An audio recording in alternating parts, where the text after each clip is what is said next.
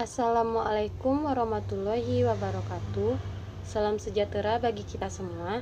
Saya Sintila Raisa. Pada kali ini saya berkesempatan untuk membahas apa saja benda-benda elastis yang ada di kehidupan sehari-hari.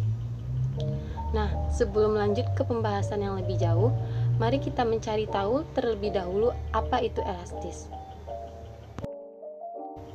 Secara Kamus Besar Bahasa Indonesia, elastis itu adalah mudah berubah bentuk dan mudah kembali ke bentuk semula. Seperti di kehidupan sehari-hari kita sering menjumpai karet dan pegas kasur. Dua benda ini bersifat elastis. Kenapa?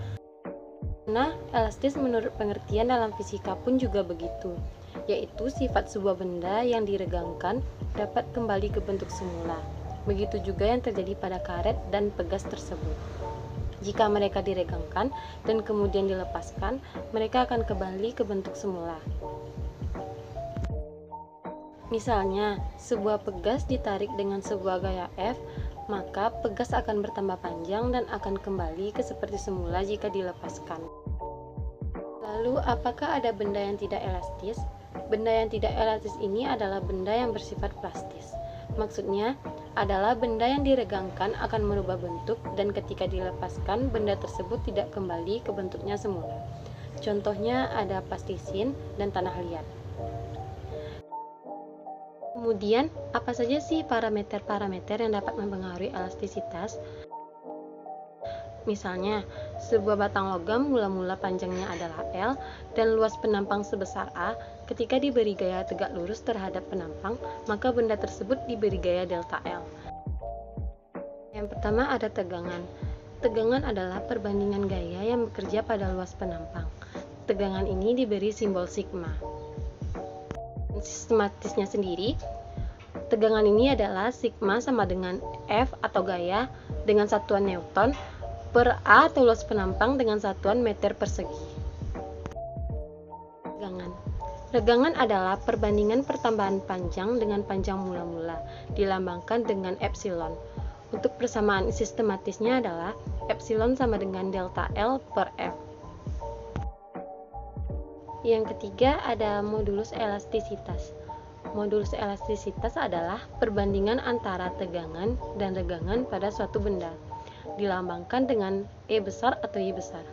Untuk persamaan sistematisnya adalah E besar sama dengan sigma per epsilon, atau untuk turunannya sama dengan F dikali L per A dikali delta L. Nah, selanjutnya kita membahas tentang hukum Hooke.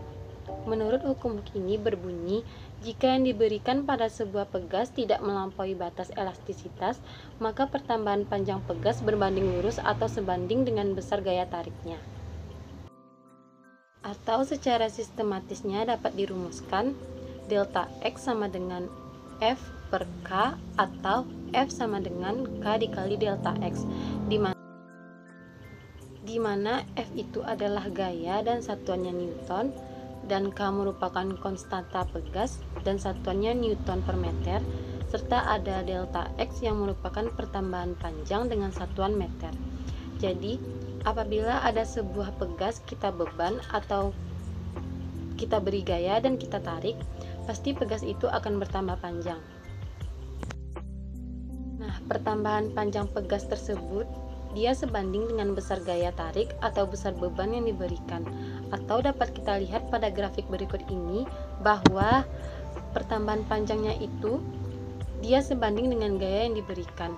Jadi semakin besar gaya diberikan, maka pertambahan panjangnya juga akan semakin besar.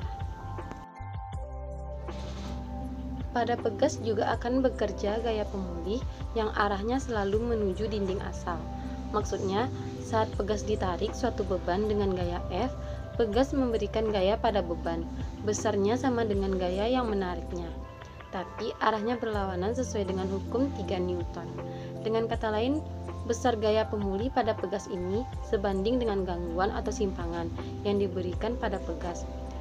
Inti ini, semakin besar gaya yang diberikan, maka semakin besar pertambahan panjang pegasnya. Cukup sekian yang dapat saya bahas pada kesempatan kali ini. Semoga bermanfaat. Assalamualaikum warahmatullahi wabarakatuh.